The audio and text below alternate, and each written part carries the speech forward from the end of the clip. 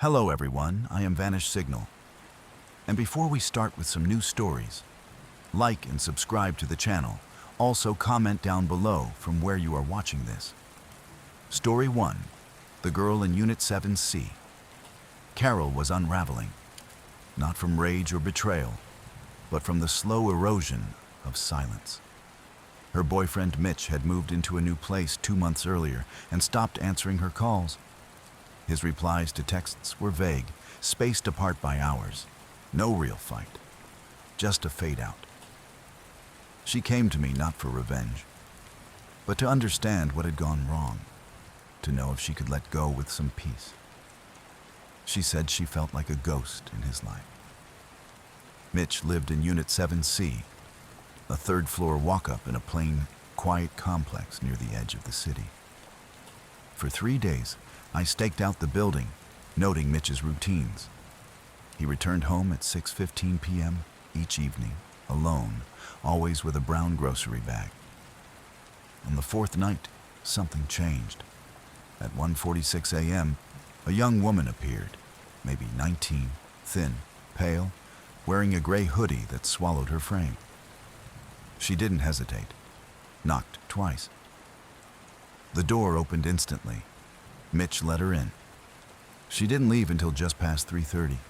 Her steps were slow, unsteady, like she'd been sick. Her face was drained, eyes sunken. But she paused at the sidewalk and turned to face me. She saw me. Not my car, not the shake behind the wheel. Me. The next morning, I approached Unit 7C pretending to be a city inspector. Mitch answered after a long delay. His hair was wet, face pale like he'd just woken from a nightmare. The apartment was almost surgical in its cleanliness. 1 couch, a lamp, no TV, no clutter. 3 framed photographs on the wall, each a close-up of the same girl who'd left his apartment the night before. Her eyes were closed in all 3. Same expression, same lighting, almost like she hadn't moved between frames. I ran her image through missing persons databases. Her name was Emily Vance. Last seen 11 months ago, leaving a warehouse party downtown. Case still open, no suspects. That night, I came back. No lights in 7C, no sounds. I tried the door. It was unlocked. Inside, the space was empty. No couch, no lamp, bare walls, like no one had lived there in years. I checked with the leasing office the next day. Unit 7C, they said, was sealed off for asbestos testing. No one had access since March. But as I turned to leave, I saw something scratched into the paint of the doorframe. She keeps coming back. End of Story 1, The Girl in Unit 7C. Story 2, The 9th Floor Client. It started with one message.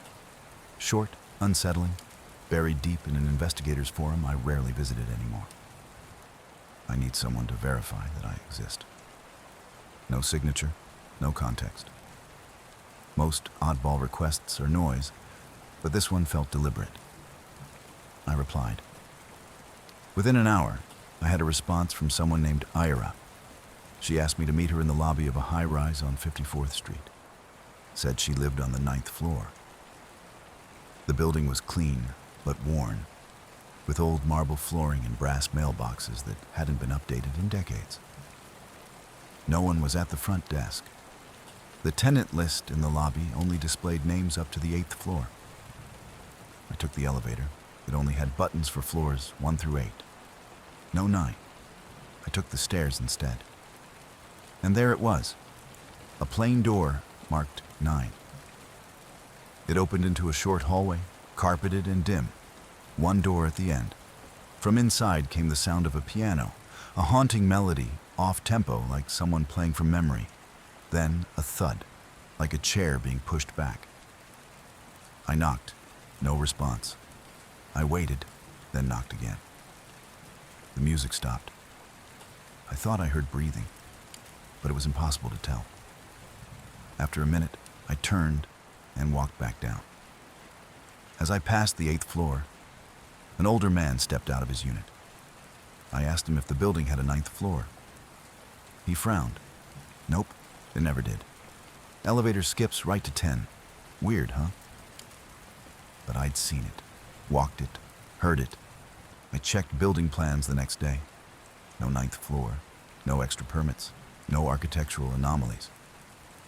That night, I logged back into the forum. Era's message was gone, but a new private message waited in my inbox. Thank you.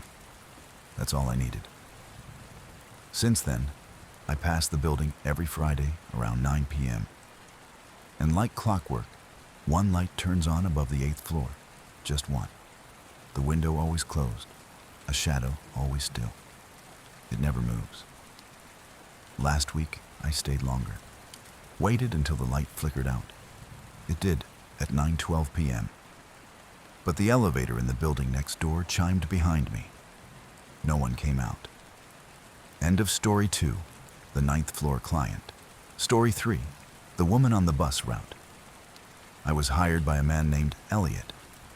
He was in his mid-40s, clearly intelligent but brittle around the edges, as if sleep and peace had become strangers to him. Unlike most clients, Elliot didn't want me to follow his wife or trail a shady business partner. He'd become fixated on a woman, a stranger he saw every weekday morning at exactly 6:42 a.m. on the number 11 bus. He told me she always boarded at the Cranston stop and exited 5 stops later. She never spoke and never looked up, and always wore the same gray coat, rain or shine, summer or snow. Her stillness, he claimed, felt off. He believed she was a ghost, or at least something close to one. What Elliot needed wasn't closure. He needed confirmation he wasn't losing his mind. The next morning, I boarded the number 11 at 6:40 with a discreet camera pinned to my jacket.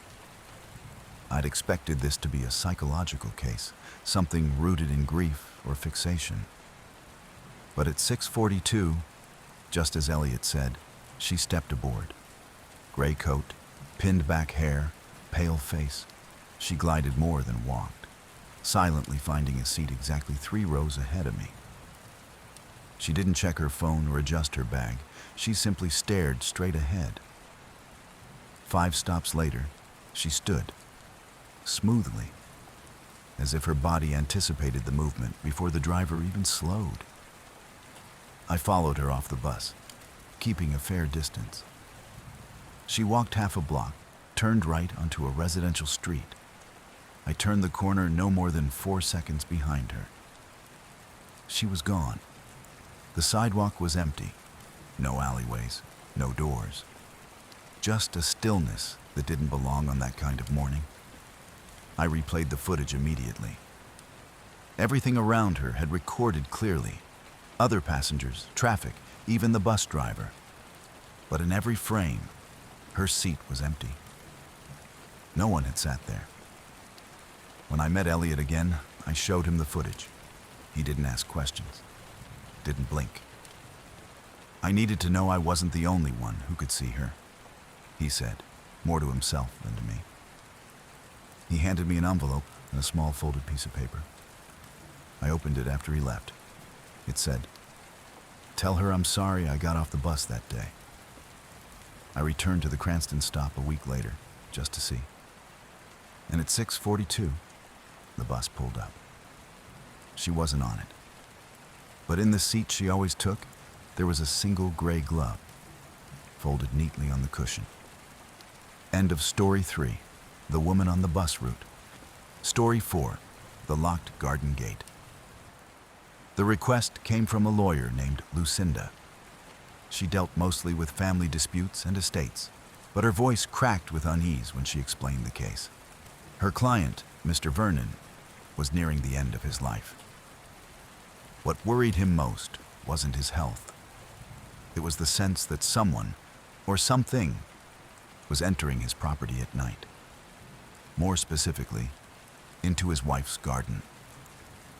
The garden was surrounded by a 10-foot wrought iron fence and a gate sealed shut with a rusted lock. According to Vernon, the lock hadn't been touched since his wife's funeral 6 years ago. She said she'd never leave it, he told me when we met. And I think she's trying to say something. I visited the property during the day and set up a motion-triggered camera facing the gate. Vernon refused to enter the garden himself.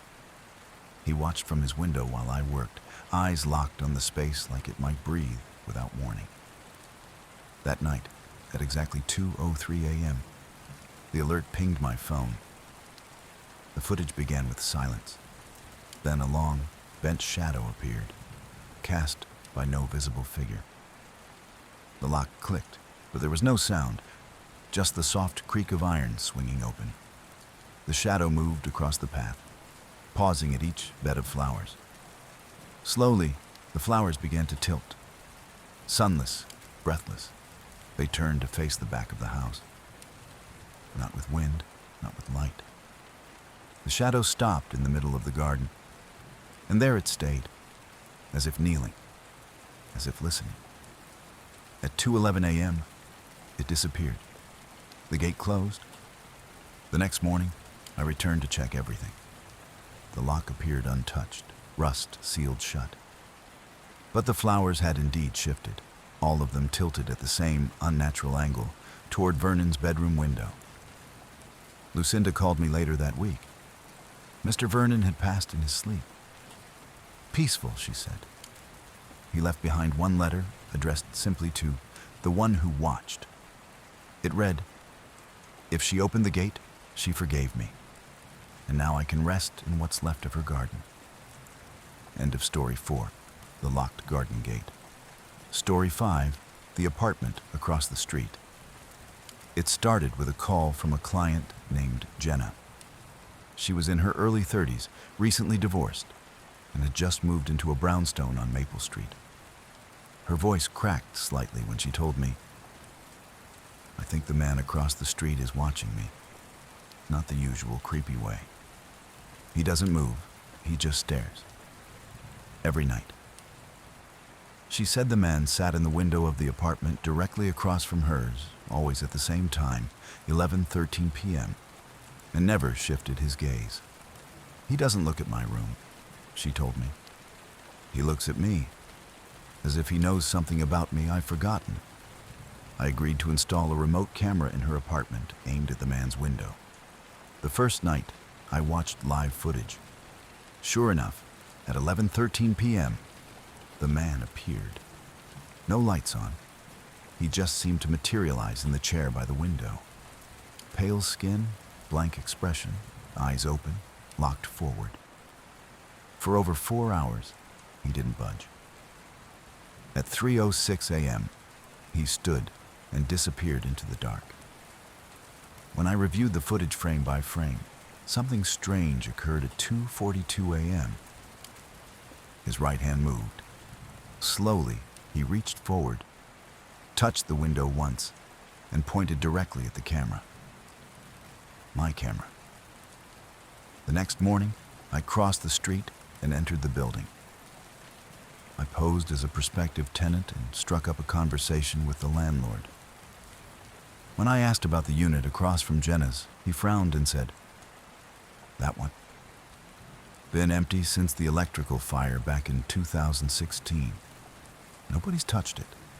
Power's still out." I returned to Jenna's apartment. She didn't seem surprised when I relayed what I'd learned. She left the room and came back carrying a charcoal sketch she'd made weeks earlier of a man sitting at a window, staring out. Same window, same posture, same man.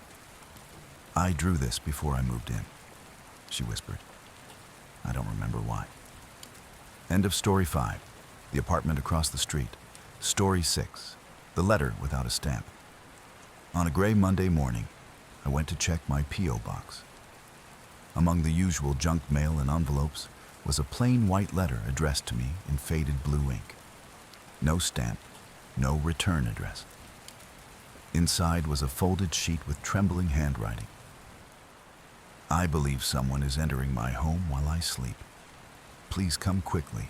1881 East Bramble Lane. Leave your phone in the car." The handwriting was delicate, old-fashioned. I searched the address. The house belonged to Dolores Kingsley, an 84-year-old retired elementary school teacher. There were no records of emergency calls or prior disturbances at her residence. I arrived that afternoon. The neighborhood was still almost unnaturally quiet. Dolores answered after a long pause. Her hands shook slightly, but her eyes were sharp. She invited me in and led me through the living room, pointing out small things that felt out of place. The creak of a floorboard she never stepped on, a clock chiming out of sync, the faint scent of aftershave her husband had worn, despite him having passed 2 years earlier. I swept the house. No forced entry, doors locked, windows untouched. I placed motion detectors in the hallway, kitchen, and by the back door, along with 2 small interior cameras. That night, at exactly 2:14 a.m., one sensor triggered. The footage showed a narrow silhouette entering through the kitchen. It glided more than walked. It paused by the hallway, stood just outside her bedroom door, and stayed there for 7 full minutes. Then, it turned and exited through the rear without touching anything. The next morning, I showed Dolores the footage. Her reaction was not one of fear. She watched quietly and said, "He's been coming since Harold died. He doesn't mean harm. He's just lonely." I asked why she hadn't told anyone before. "Because he stops coming if you talk about him," she said. "And I don't like being alone." She smiled faintly and placed a teacup beside the door that evening. It was empty by morning. End of Story 6, The Letter Without a Stamp. Story 7, The Boy at the Door. The client was a woman named Raylene, who had recently moved into a quiet neighborhood with her 8-year-old son, Kyle. At first, it was the perfect fresh start. Affordable, quiet, and close to her new job. But shortly after settling in, something strange began to unfold. Every night, at precisely 12:34 a.m., Kyle would leave his bed, walk calmly down the stairs, and open the front door. He would stand there, unmoving, staring into the darkness outside for exactly 5 minutes. Then he would close the door and go back to bed, seemingly unaware of what had happened. At first, Raylene thought it was harmless sleepwalking, but the behavior repeated every night with mechanical precision. She began locking the door, only to find it open in the morning. She tried setting up barriers, even sleeping on the couch, but nothing stopped him. The blank look on his face and the way he never remembered any of it unnerved her. That's when she reached out to me. I arrived with surveillance equipment and placed motion detectors throughout the entryway, along with a night vision camera. That first night, I sat in her kitchen, watching the monitor. Right on time, Kyle descended the stairs, barefoot, eyes half-lidded. He stopped at the door. But that night, the door didn't open. He just stood there, hand hovering near the knob. Then something caught my attention. On the porch, just beyond the light, a shape began to materialize. It wasn't walking up. It was simply there. A tall, narrow figure, easily over 6 feet. Its arms hung longer than normal, and its head tilted in a way no neck should tilt. It didn't move closer, didn't make a sound, but it was visible, if only barely, like the air itself had condensed into form. Kyle never reacted to it, but he slowly turned his head, not toward the door, but toward the exact position of the hidden camera. He looked right through the lens. Then he turned and walked back upstairs. The next morning, Raylene found the front door wide open, the hallway colder than usual. Nothing had been disturbed, except the doormat, which had been flipped over. Beneath it was a crumpled piece of paper. On it was a drawing, 3 stick figures, 1 adult, 1 child, and a third disproportionately tall. All three were holding hands. The child in the drawing had a smile. End of story 7, story 8, The Midnight Visitor. My next client was Mr. Solomon, an elderly antiques dealer who owned a shop that seemed frozen in time. The place was cluttered with aged clocks, tarnished jewelry, and weathered tomes. But it wasn't theft or loss that prompted him to call me. It was the opposite. "Things keep showing up," he said. "Things that shouldn't be here."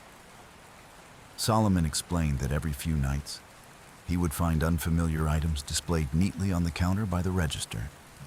A Victorian lace glove, a brass key with intricate engravings, a silver coin minted in 1904. He hadn't bought or sold any of them. There were no signs of break-ins, and nothing had been removed from the shop, only added. He didn't feel threatened, but he needed answers. I inspected the space and installed high-sensitivity cameras in 3 key areas: the storefront, behind the counter, and the back hallway. That night, I watched the feed live. At 3:07 a.m., the shop fell into a deeper stillness. Then, with no door opening or sensor tripping, a figure appeared in the center aisle. It was cloaked, wearing black from head to toe, its face obscured by a wide-brimmed hat. It moved as though it glided, not walked, silent and deliberate. It approached the counter and placed a small object, a delicate antique watch. Then, it turned toward the camera and raised its hand. Slowly, it pointed at the brass key that had appeared the week prior. And then, it vanished. Not with a fade or a glitch. Just gone, like a reel of film abruptly cut. The next morning, I showed Solomon the footage. His hands trembled slightly, but he wasn't surprised. He went into the back and returned with an old photograph. It showed him as a boy, no older than 8, standing beside the same figure. The clothes were identical. The photo was dated 1946. Scribbled on the back in faded pencil was the word collector. He placed the brass key in my hand. "It doesn't open any lock I've ever tried," he said, "but it always comes back. I think it's waiting for the right door." End of story 8, story 9, The Locked Room Upstairs. My client was a property manager named Harris, who oversaw several older buildings scattered across the city. Most were old but manageable. Minor maintenance issues, occasional complaints. But one building, a converted 3-story Victorian house, had an ongoing problem he couldn't explain. The top unit, apartment 3C, had been locked and unoccupied for over a year, ever since the last tenant left without warning, abandoning all their belongings. Since then, every tenant in the floors below had filed eerily similar complaints. They'd hear footsteps above them during the early hours of the morning. Not rushed or heavy, just slow, unhurried pacing.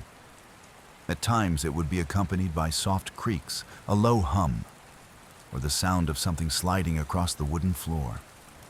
Maintenance had checked. Pest control had been through. Nothing turned up. Harris had replaced the locks multiple times and even installed a secondary deadbolt. But the reports continued. He didn't believe in ghosts, but he was starting to wonder if something was wrong with the building, or with him. That's when he brought me in. I decided to stay overnight in the second-floor unit, directly beneath apartment 3C. I placed motion sensors on the third-floor landing and installed a camera outside the apartment door. At 2:19 a.m., the motion sensor pinged. I muted the alerts to avoid waking the other tenants and climbed the staircase slowly. The third-floor hallway was unnaturally cold, a clammy, skin-tightening chill that made my breath visible. I reached the door. It was still bolted shut, but from the other side, I heard breathing. It wasn't panting or shallow. It was calm, steady, human. I waited for another sound, movement, whispering, but nothing came. I called Harris and had him bring the only key. When we opened the door, the smell of stale air rushed out, thick with dust and stillness. The room looked untouched.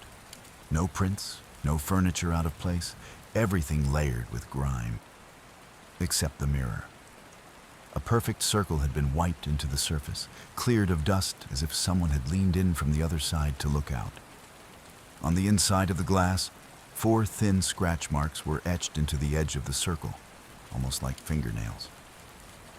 Harris doesn't rent the 3rd floor anymore. End of Story 9, Story 10, The Window on Bell Street. Lauren and her husband had only been in their new townhouse on Bell Street for a couple of weeks. It was a historic property, freshly renovated with all the original trimmings left intact. The crown molding, wood floors, and bay window views made it a dream house, or so they thought. Within days, Lauren noticed something odd. One of the upstairs hallway windows, the 3rd one on the left, was always slightly open in the morning. She would close it before bed, lock it, even tape it. And yet, without fail, by morning, it would be open again. Just a crack, enough to let in the chill. They tried everything. Her husband screwed it shut. It still opened. They bought a security bar. The window opened around it. Finally, Lauren decided to film the hallway overnight. She used her phone the first time, setting it up just after midnight. When she checked it the next morning, the phone was off. The battery had gone from 90% to 0 in under 3 hours. The video cut off at 3:41 a.m. That's when she called me. I installed a professional thermal camera trained on the window and monitored the data remotely. For 2 nights, nothing happened. But on the 3rd, just before 3:40 a.m., the hallway temperature plummeted. Within seconds, the reading dropped from 68 degrees Fahrenheit to 41 degrees Fahrenheit. The window latch moved on its own. A soft clicking. Then 3 distinct knocks. The glass slid open by itself. A form emerged in the thermal image, not fully defined, but cold, human-shaped. It drifted inward, paused in the hallway, then veered left and out of frame. I reviewed the footage multiple times. It didn't touch anything, just hovered, a presence without weight. I showed the footage to Lauren the next morning. She watched in silence. When the shadow appeared, she looked away. Then she whispered, "That's where my sister used to sit. Right there, by that window. She disappeared when I was 12. She was never found." She took a moment, then asked if I could remove the camera. I think she just wanted someone to notice.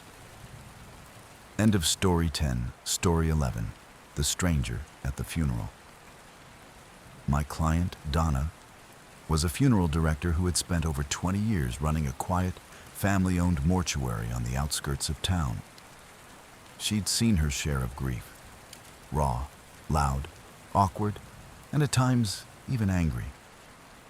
She'd learned to recognize every shade of mourning, but nothing prepared her for the man in the black coat. He wasn't listed on any guest logs. He never approached the casket. He never said a word. He just stood at the back of the chapel during services, still as stone, eyes fixed forward. It didn't matter whose funeral it was. He was there.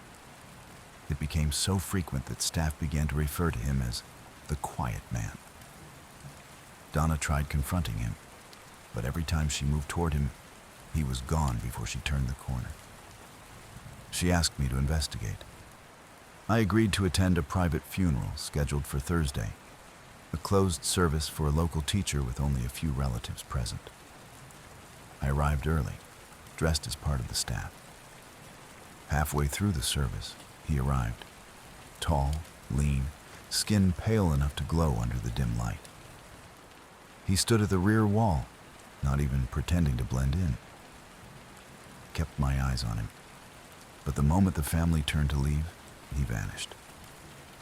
I chased after him, turning into the hallway, but it ended in a locked storage closet. He was gone. The next morning, Donna called me in distress. She'd reviewed the chapel's recording. During the moment of silence, the camera clearly showed the man in the back row leaning forward, tilting his head and smiling. Thin, unnatural. But the truly disturbing part? At the same moment, the same man appeared 2 seats over, in the exact same posture. Same face, identical expression. Both versions flickered slightly, like an old film reel burning out. Donna closed the chapel for 3 days. When she returned, a black and white photograph lay on the front pew. It showed a funeral dated 1951. The deceased was a young woman. The mourners stood in rows, stiff and formal. And there, at the far back, stood the same pale man. Same height, same black coat, not aged a day. She's kept the photo locked in her office since. But she says she hears the chapel door open on windless nights, just once, then close. End of story 11. Story 12, The Whispers Through the Floorboards. Gregory was a mild-mannered man in his 40s who lived alone in a modest ground-floor apartment.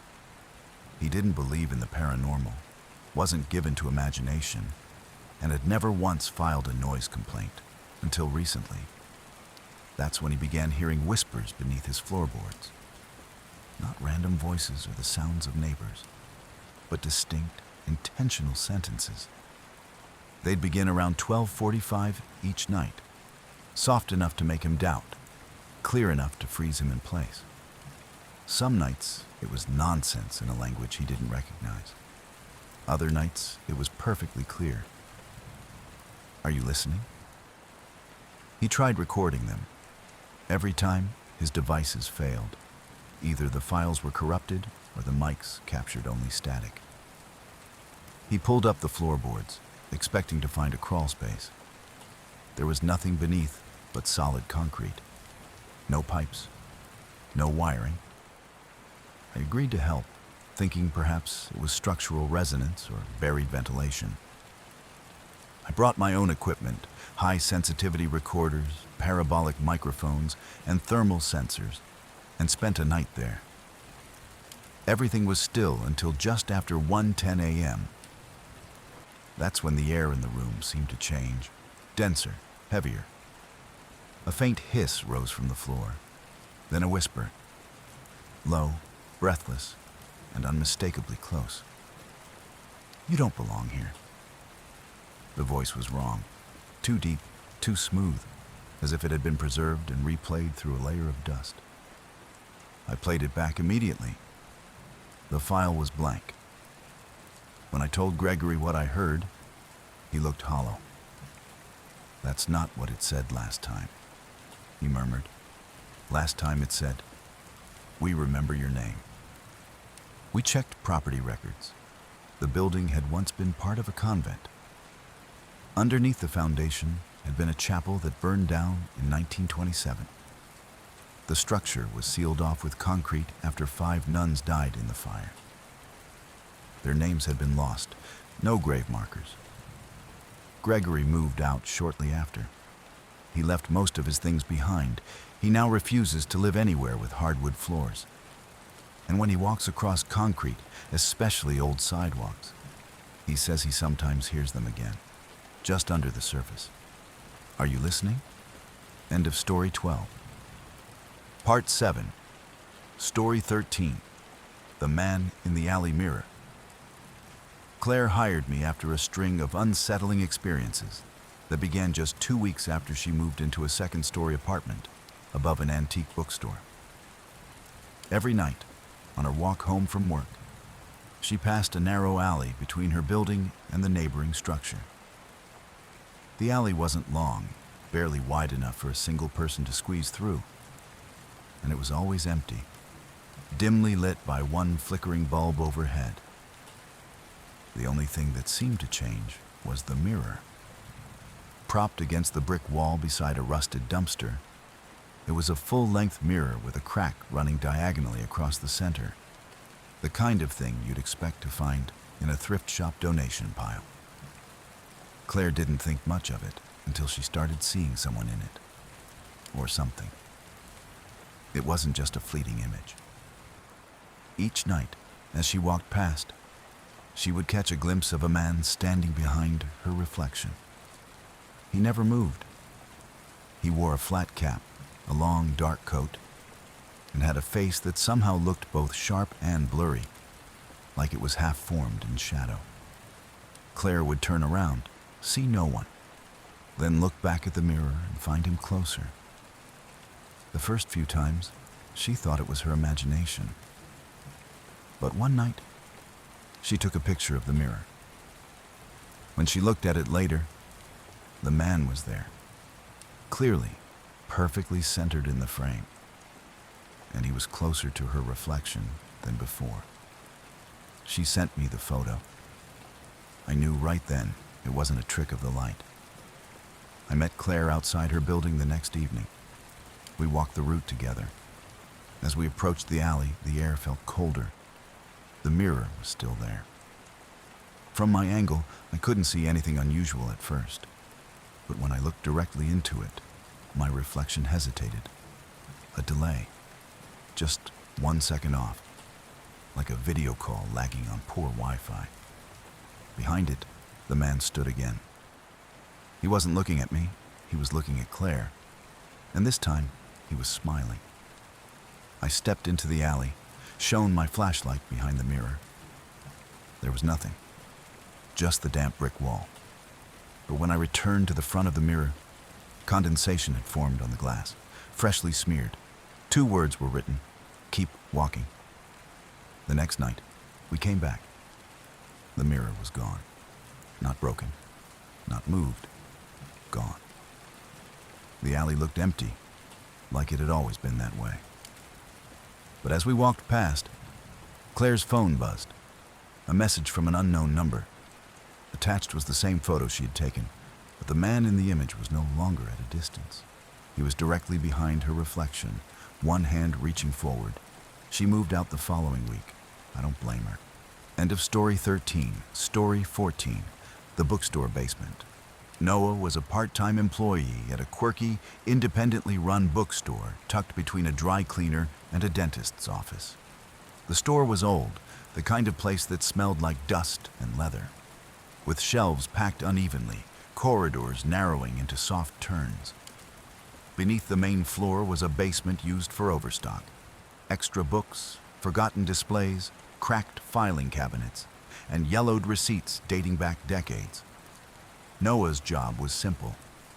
Once a month, he would go downstairs to inventory items that hadn't been touched in years. But on his last visit, something changed. He told me the whispers started subtly. At first, he thought they were from upstairs, muffled conversations, or someone on the phone. But they were too close. He described them as a layered murmuring, like a dozen people speaking in unison just behind the shelves. When he turned to look, it stopped. Then the voices started saying his name, repeatedly, slowly, from the far end of the basement, where there were no books and no vents. Just a concrete wall lined with boxes no one had opened in years. I visited the store under the guise of someone looking for archival material, old city maps or directories. The manager was friendly, and when I asked about the basement, she let me in without suspicion. I left a digital recorder running on top of a filing cabinet, then returned upstairs. An hour later, Noah and I retrieved it. For 23 minutes, the tape was silent. Then, at minute 24, a voice appeared. Deep, flat, and directly beside the mic. It said, "Noah knows." When he heard it, Noah froze. He told me something he had never shared before. As a child, he used to have recurring nightmares about being pulled under the floorboards of his childhood bedroom by shadowy figures whispering his name. A therapist told him it was stress. His childhood home had been torn down 15 years ago. The bookstore now stood in its place. We returned to the basement one final time. Behind a stack of broken shelving, we found a small hatch obscured by a false panel. It led to a lower chamber, part of the original stone foundation. The walls were cold, dry, and carved with names, dates, and symbols. Most were unreadable. But in the center of the back wall, carved deep and old, was one name: Noah. He quit the job that week. When the manager asked why, he just said he needed a change. She didn't press him. As she walked him out, she said something I won't forget. Everyone who works here leaves in under 6 months.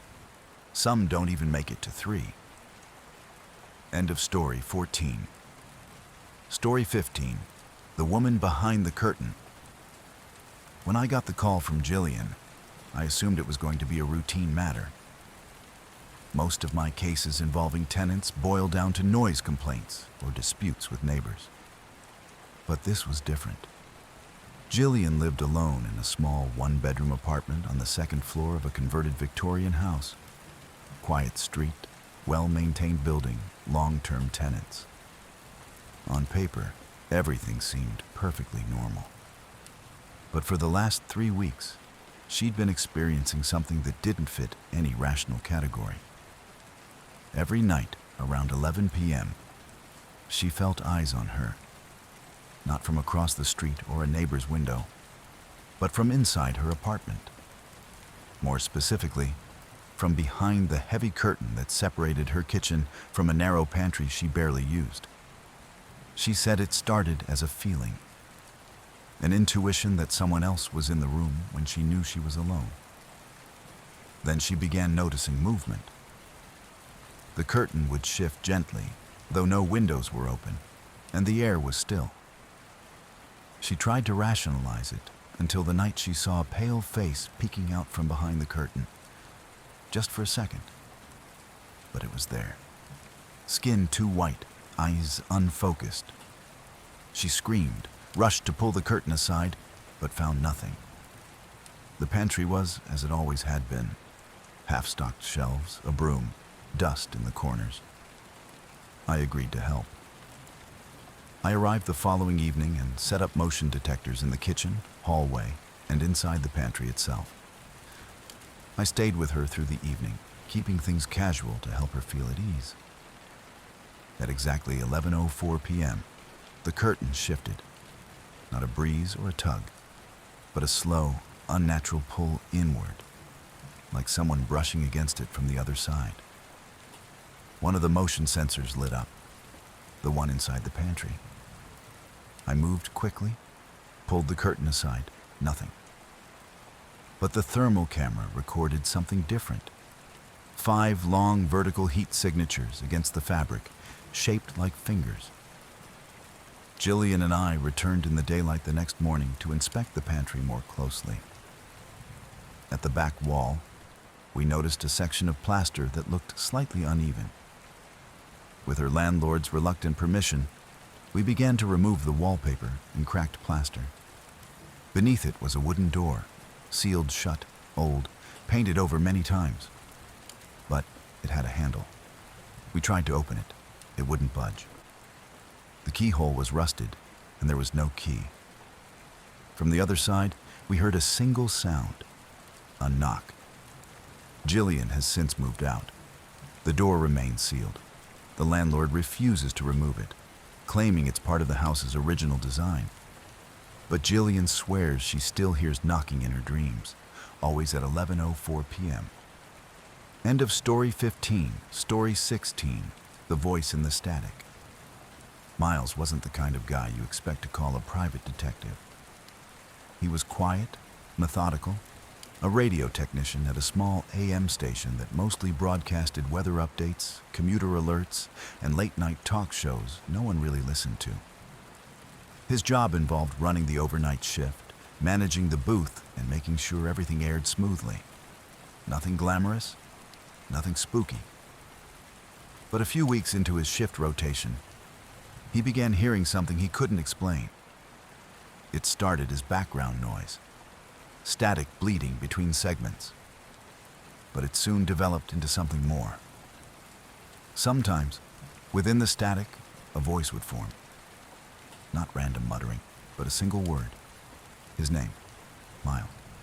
Crisp, clear, no distortion. It always happened during a transition, never on air, only in the moments between recordings. At first, he thought it was audio feedback, maybe a ghost signal. But the voice was too specific, too intentional. He brought me in after it became a nightly occurrence. He'd saved recordings, short clips of static punctuated by a voice so quiet and so calm, it sent chills up your spine. On one clip, it whispered his name. On another, it asked, "Do you remember the road?" That's when he really got scared, because he did. Miles had been in a serious accident 10 years ago. Late at night, coming home from a party, he'd driven off the road in the rain. He survived. The other driver didn't. He didn't talk about it. The police ruled it an accident. But the other driver had worked at this same station decades earlier. The overnight slot Miles now filled had once been his, and after his death, the station had quietly renamed the booth in his honor. I spent a night with Miles in the studio. The equipment was old, the kind you'd find in a broadcast museum, but it worked. As we sat in silence between scheduled segments, the static returned, and then the voice. "Miles, it's not over." The voice didn't come through the main console. It came from inside the room, from the studio's backup mic, which hadn't been active in years. It wasn't plugged into the main system, but the waveform recorded on my laptop. Clean. No interference. Just a voice that shouldn't have existed. Miles left the job a week later. He didn't give a reason. The booth still runs. Someone else sits there now. But sometimes, just after 2 a.m., the lights flicker and the backup mic clicks on, even when it's unplugged. End of story 16. Story 17. The Man at the Motel Window. My next case came from a woman named Rhea, who worked the front desk at a rundown roadside motel just off the interstate. It wasn't the kind of place that kept regulars. People came in, stayed a night or two, then moved on. But there was one exception. Room 103 had been reserved under the same name for the past 7 months. The guest never spoke to anyone, paid in cash, and never let housekeeping in. Rhea had only seen him a handful of times, always from a distance. He wore a faded blue jacket, a beanie pulled low, and kept his head down. What got her attention wasn't him, it was the window. She noticed that no matter the weather, the curtain in 103 was always slightly open, and behind it, a silhouette always stood. Always. It didn't matter if she walked by at 10 a.m. or 2 a.m. The figure would be there, standing still, watching. Rhea tried knocking once under the pretense of checking the plumbing. The man didn't answer. The next morning, the curtain was drawn shut tight for the first time in weeks. And that's when she began hearing noises in the hallway late at night. Not footsteps, but breathing. Heavy and slow. She even claimed that sometimes, when she passed by, she'd hear a tapping from the inside of the window. Rhythmic, like fingers drumming patiently. I checked the motel's camera footage. The exterior hallway had a single camera facing room 103. The footage from between 2 a.m. and 4 a.m. on any given night. Corrupted, every file. Not just static, missing, as if someone had deleted it with surgical precision. I asked to enter the room. Rhea agreed, reluctantly. The key card worked. We opened the door. The room was completely empty. No bed, no furniture, no carpet. Just the bare concrete slab, faded paint on the walls, and that same slightly open window. A sharp draft blew through the crack. On the inside of the glass was a single handprint, too large to be hers or mine. The outline was strange, distorted. 4 fingers, no thumb. I ran a thermal scanner over the room. For a brief second, I caught a cold spot near the closet door, one shaped like a person standing still. Rhea quit her job the next day. A week later, room 103 was found wide open in the middle of the night, despite the entire motel being empty. The handprint was still there.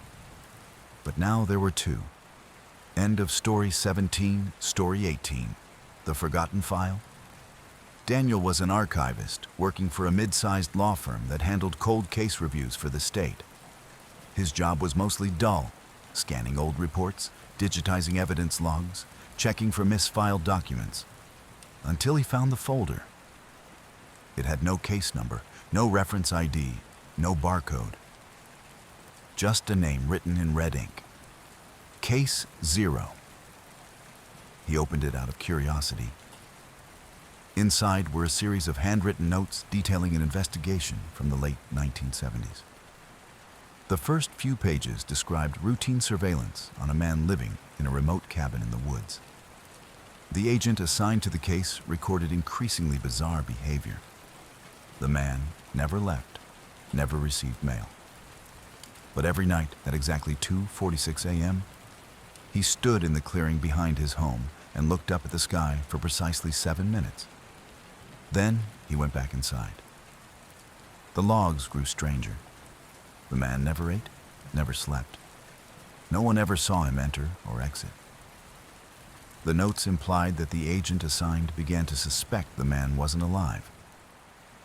Daniel brought the file to his supervisor. She stared at it for a long moment before calmly asking where he found it. When he told her, she paled slightly, then took it from his hands and said, "I'll handle it." The next day, the drawer Daniel had found it in was completely empty. He asked around, but no one remembered seeing the file.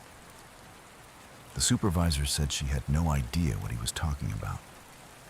Security footage from the day he accessed it, missing, erased, not corrupted, deleted. A few days later, Daniel received a phone call from a blocked number. The voice on the line was low, toneless, and unmistakably clear. "You weren't supposed to open that." No greeting, no goodbye. Just those words. When he tried to trace the number, he found no call record. That same night, he returned to the archives to find the lights flickering and the temperature unusually low. The back corner where he discovered the file was now blocked by a locked gate that hadn't been there before. I looked into the case myself. There were no references to Case 0 in any public records. But I did find one image buried in a newspaper archive from 1979. It showed a man standing outside a cabin in the woods, his face obscured by shadow. Behind him, deep in the tree line, was a figure, taller than human, thin, with arms that didn't look right. The caption beneath the photo, handwritten in pen, said only 2:46 a.m. Daniel doesn't work at the firm anymore. He left without warning, leaving his ID and badge on his desk. The file never turned up again, but I received an envelope 2 weeks later. No return address. Inside was a single sheet of paper with one sentence: "It watches who watches." End of story 18, story 19, The Echoes in apartment 4D. When Camille moved into apartment 4D, she thought she'd discovered a hidden gem in the city. A surprisingly affordable, clean one-bedroom apartment in a quiet building that didn't seem to come with the usual list of problems. It had natural light, reliable plumbing, and even a responsive landlord, things almost too good to be true. For the first 2 weeks, it was everything she'd hoped for. But then the voices started. Quiet at first, barely more than a whisper, they always seemed to come from the same spot in her living room, a patch of wall between the front windows and the radiator. Camille initially dismissed it as neighbor noise or echoes bouncing from the hallway. But the whispers continued, consistent and uncannily precise. When she talked to the neighbors in adjacent units, they said they hadn't been home during those times. One of them even remarked that the building's walls were unusually thick. He'd never heard a single word from the next unit over. That's when Camille began to realize something stranger was happening. The voices weren't just random snippets of conversation. They were familiar. They were hers, only not quite. These were replays of conversations she'd had, sometimes word for word, but always with slight alterations. Words changed, tone skewed. Sometimes entire sentences twisted into phrases she was certain she never spoke. Then came the truly disturbing part. She began hearing conversations she hadn't had yet. Future versions of herself, talking about people and events she hadn't encountered. The voice would describe moments in eerie detail, often about mundane things that hadn't happened yet. A phone call she hadn't made. A man named Victor she hadn't met. Discovering something behind the drywall. She called me once she was sure she wasn't just hearing things. I installed a network of high-sensitivity recorders and ambient mics throughout her apartment and left them running for a week. What I recovered sent chills down my spine. On multiple recordings, her voice spoke in full sentences, describing future events, clear, crisp, and confident. These weren't echoes. They were transmissions. Intentional. I returned with thermal imaging gear and a contractor. We scanned the living room walls for inconsistencies and found a strange temperature fluctuation behind the drywall near the old radiator. When we opened it up, we found an intercom system, rusted, disconnected from the building's current wiring, and completely unpowered. Yet it was warm to the touch. In its speaker cavity sat a magnetic tape reel, ancient, covered in dust, but it had been recently rewound. Camille moved out 3 days later, unable to handle the mounting dread. When the landlord entered to prepare the apartment for the next tenant, he was greeted by the faint buzzing of the intercom system, though it was still not connected to any power. The buzzing was soft, rhythmic, and just audible enough to make out a single voice. Camille's, not pleading, not frantic, just calmly repeating the words, "You're almost ready." End of story 19, story 20, The Lighthouse Room. The case came through a property consultant named Lucas, who was tasked with surveying a long-abandoned lighthouse on a remote stretch of wind-battered coast. The government was considering turning the place into a historical landmark, and it was Lucas's job to assess the integrity of the structure. Isolated, exposed to harsh weather, and surrounded by thick coastal fog, the lighthouse stood at the edge of a cliff like a forgotten sentinel. Its last recorded operation dated back to 1983, and since then, it had stood idle. At least officially. Lucas stayed there overnight for 3 days. On his second night, as he reviewed floor plans by lantern light, he began hearing something above him. It wasn't the wind. It was heavier, measured. Footsteps, pacing in the lantern room high above. Assuming it was birds or loose fittings, he climbed to the top of the tower, flashlight in hand. But the room was empty. The lens and the housing were dusty but intact. The glass windows, fogged with age, bore marks that looked like smudged handprints on the inside. Back in the lighthouse keeper's quarters, Lucas found a leather-bound journal sitting on the desk, untouched by time. The entries were brief, but the last one stood out. It was dated 1 day after the light had been shut down. It read, "They turned off the light, but something still waits. It wants to be seen. It won't stop." The handwriting was tight and frantic. Disturbed, Lucas set up his audio recorder before going to bed that night. What he captured was deeply unsettling. At exactly 3:17 a.m., the tape recorded a whisper. Male.